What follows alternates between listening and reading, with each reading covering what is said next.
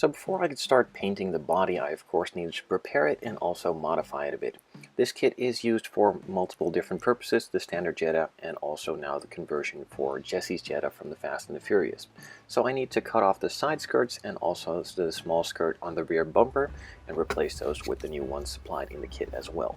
I'm just going through these panel lines a couple times with my Panelline scriber from Tamiya, and then we just keep on going until it's all the way through and it pretty much releases itself or breaks off.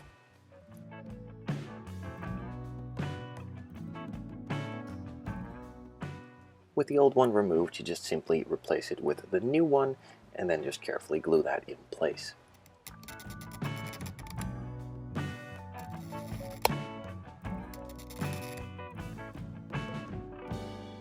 Before gluing those parts together, I like to scuff up both of these sides that need to be glued, just to give it a bit of extra bite for the glue and have the part hold on for a lot longer and also have a lot stronger of a bond. I'm just using some regular Bob Smith Industries Maxi-Cure super glue for this, and it works perfectly well.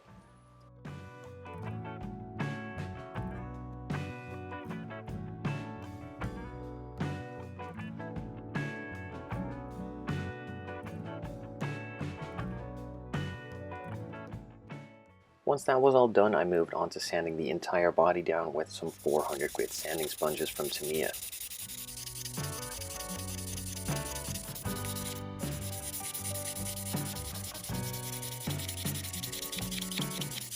Once all of the sanding was completed, I removed all of the dust, cleaned off the body a little bit, then moved it into the spray booth after placing it on the Tamiya spray stand. There are links in the description down below if you're interested. I applied about 2 coats of the Tamiya gray primer on top of the resin and then let that sit and cure for about 5 minutes in between coats and about 30 minutes after the second coat was applied.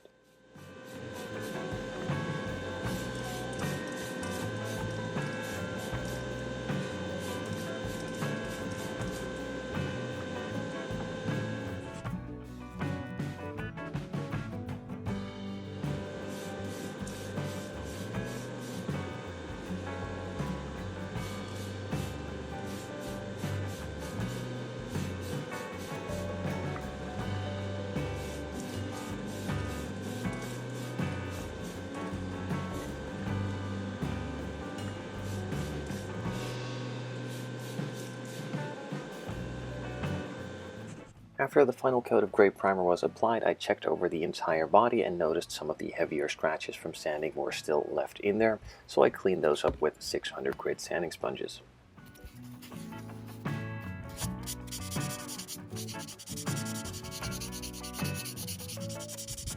I then moved it back into the spray booth and started mixing up some white surface primer.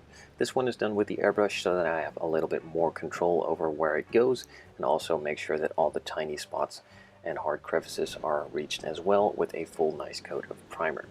I just put some of the primer into the airbrush and add a bit of lacquer thinners or cellulose thinners, whatever you prefer. Both are pretty much the same if I'm correct. You can also use the one from Tamiya itself, and that's just the lacquer thinner. I then just test spray and see if it's thin enough. If it's not, I just add a little bit more.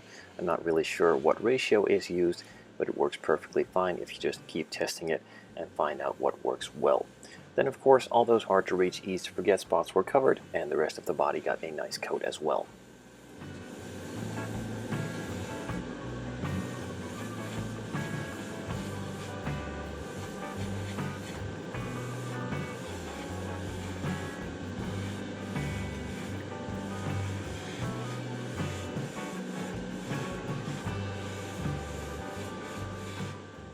After applying that first coat of white primer, I let it sit and dry for about 5 to 10 minutes and applied a second coat of white primer.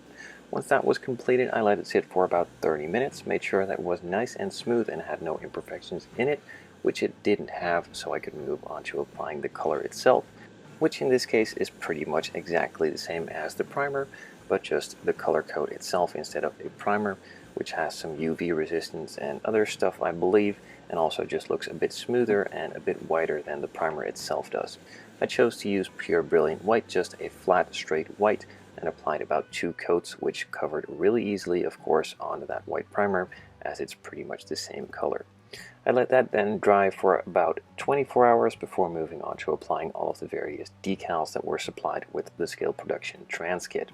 Now these decals need to be cut out along the edges of the decal itself, otherwise you will just release it from the entire sheet and the entire sheet of decals will come with it. So just carefully cut around the decals as close as possible. It's not really that big of a deal if you leave a bit of a bigger edge around it, as it is clear, but the nicer and cleaner you go around it, the easier they will apply and the less of an edge you will have.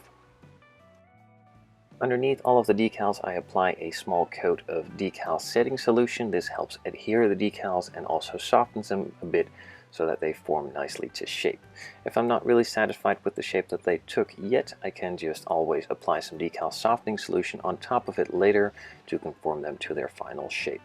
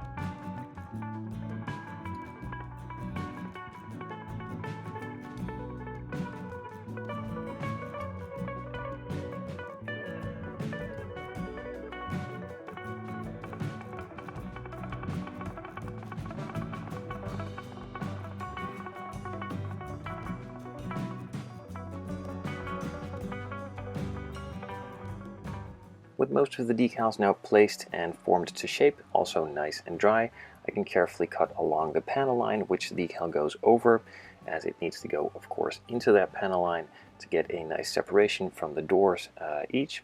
So just use a super sharp knife once the decal is nice and dry, cut it out and apply some decal softening solution to form it into that panel line and have that nice look.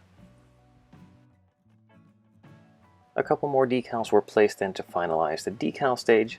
It then was let to dry overnight and I could move on to mixing up the 2K clear to make it all nice and glossy.